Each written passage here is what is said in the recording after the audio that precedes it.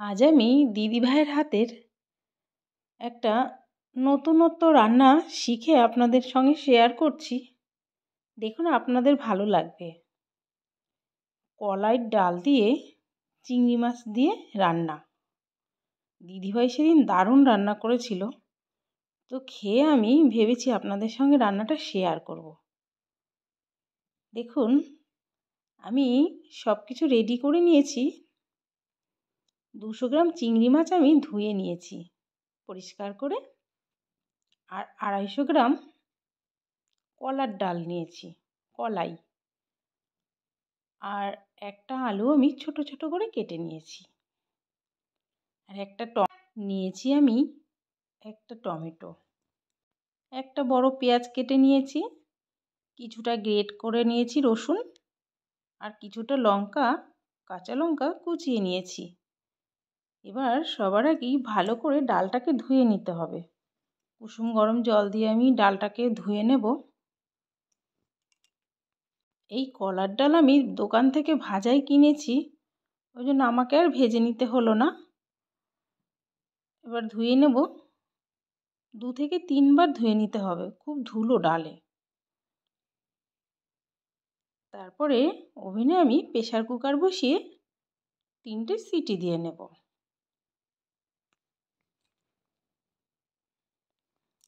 এই চিংড়ি মাছ দিয়ে কলার ডাল রান্না আমি জানতাম না আগে, যে চিংড়ি মাছ দিয়ে কলার ডাল রান্না করলে কেমন হয় খেতে।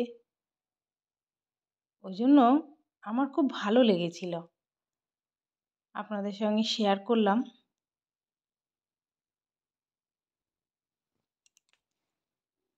এবার প্রেসার কুকারে আমি ডালের থেকে 4 আঙুল জল বেশি দেব।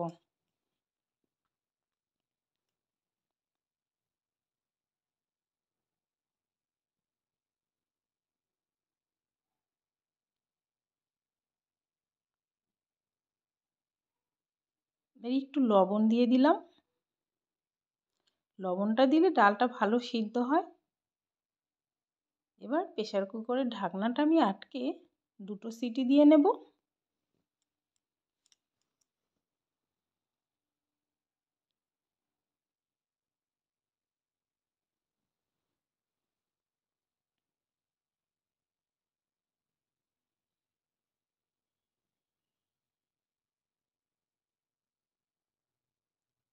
ডালটা আমার হয়ে গেছে। এখন ওভেনে আমি কড়াই বসিয়ে দেব, দিয়ে পরিমাণ মতো তেল দিয়ে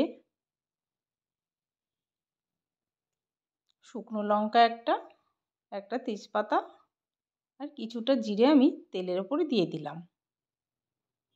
দিয়ে একটু নেড়ে চেড়ে ডুমো ডুমো করে রাখা আলুগুলো দিয়ে একটু ভেজে নিলাম। বেশি ভাজার দরকার নেই, একটু কম করে ভাজলেই হবে, মানে হালকা করে। এবার সামান্য একটু লবণ দিয়ে নিলাম, আর সামান্য একটু হলুদ দিয়ে আলুটাকে ভেজে নেব।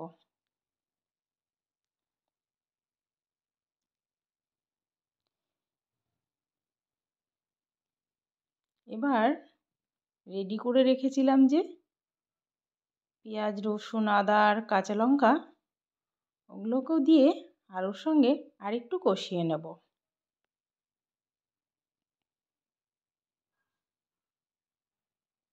লবণ হলুদটাও দিয়ে দিলাম। এবার নেড়ে চেড়ে ভালো করে কষিয়ে নিতে হবে মশলাটা।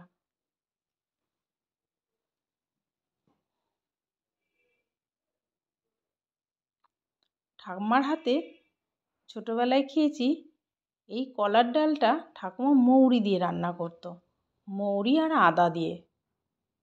সেই ছোটোবেলাকার মৌরি দিয়ে আদা দিয়ে ডাল রান্না করতো, যে একটা ডালের সেন্ট কলার ডালের, সেই স্বাদ এখন আর আজকাল ডাল রান্না করলে পাওয়া যায় না। আমার ঠাকুমা খুব ভালো রান্না করতেন।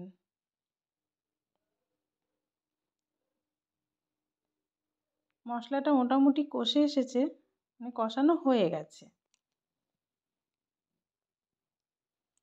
এবার ধুয়ে রাখা চিংড়ি মাছগুলো দিয়ে দেব।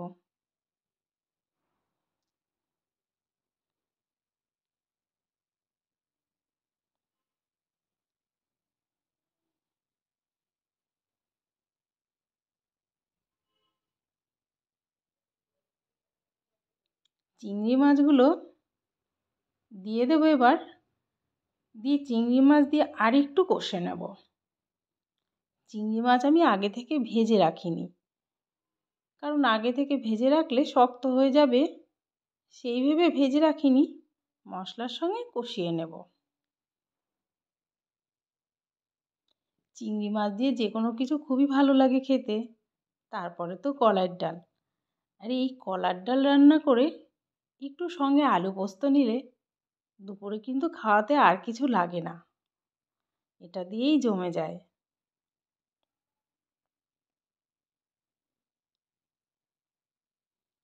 ভালো করে নেড়ে চেড়ে কষিয়ে নেব। আপনারা এই রান্নাটা কি আগে কোনো দিন খেয়েছেন নাকি কমেন্ট করে জানাবেন।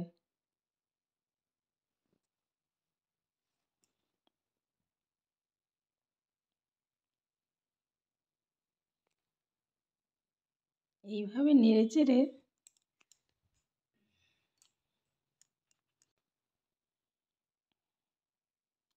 সেদ্ধ ডালগুলো দিয়ে দিলাম।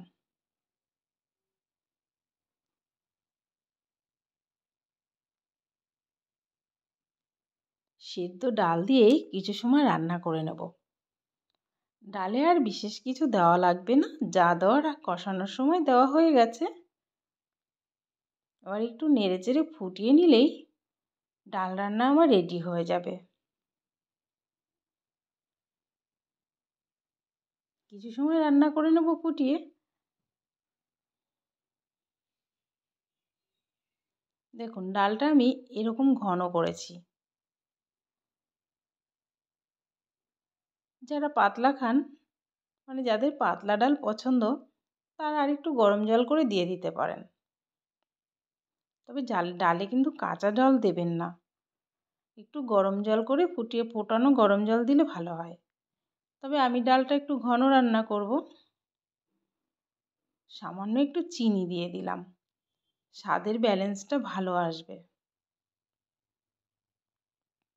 আর আমি প্রত্যেকটা রান্নাতেই একটু চিনি দিই, চিনি না দিলে আমার রান্না সম্পূর্ণ হয় না। ঠান্ডা হয়ে গেলে কিন্তু ডাল আরও ঘন হয়ে যাবে। আমরা কলার ডাল একটু ঘনই পছন্দ করি, ওই জন্য আমি একটু ঘনই রান্না করে নিলাম। রান্না আমার রেডি হয়ে গেছে, এবার আমি নামিয়ে নেব।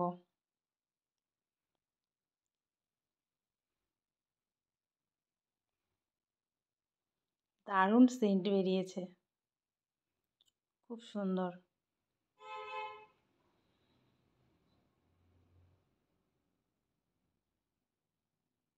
আজকের মতো আমি এখানেই ভিডিও শেষ করব।